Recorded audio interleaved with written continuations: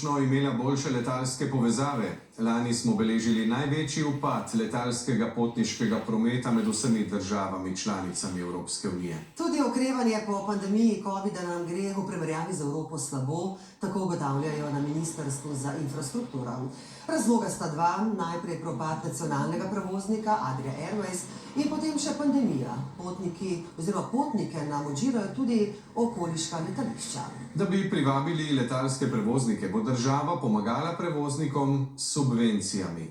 Za 3 leta je na voljo skoraj 17 milijonov evrov. Na prednostni listi 10 povezav. Katere so in kako je z idejo o novem nacionalnem prevozniku, pa več Tanja Volmut.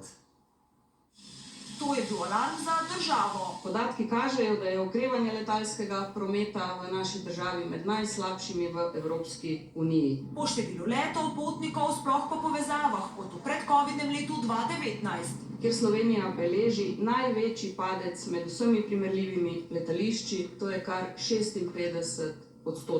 Kar vpliva na turizem in gospodarstvo. Program subvencioniranja sta spisali ministrstvi za infrastrukturo in gospodarstvo, to je seznam prioritetnih prog.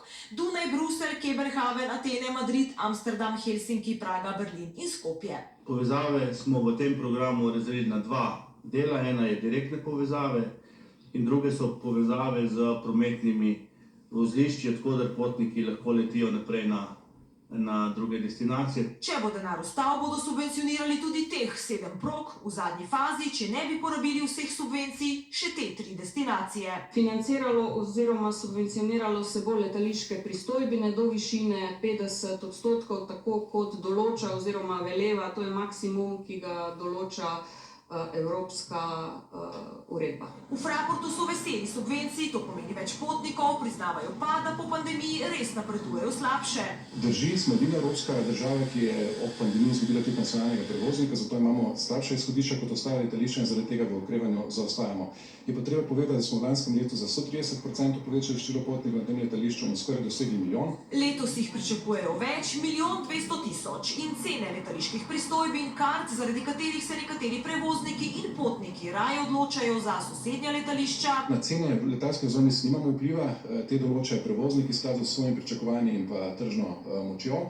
Kar se tiče pa cen letaliških storitev, moram povedati, da smo zelo aktivni v smislu privabljanja novih prevoznikov, dajemo tudi do 90% popuste za nove destinacije. V poletni sezoni bo po načrtih 17 prevoznikov in 20 rednih letalskih povezav. Od aprila v Helsinke, od junija v Atene. Katere destinacije pa pogrešajo potniki? V turistične kraje ne, pravijo. Kar se tiče poslovnega vidika, tam pa bi si želeli malo več povezav, ne?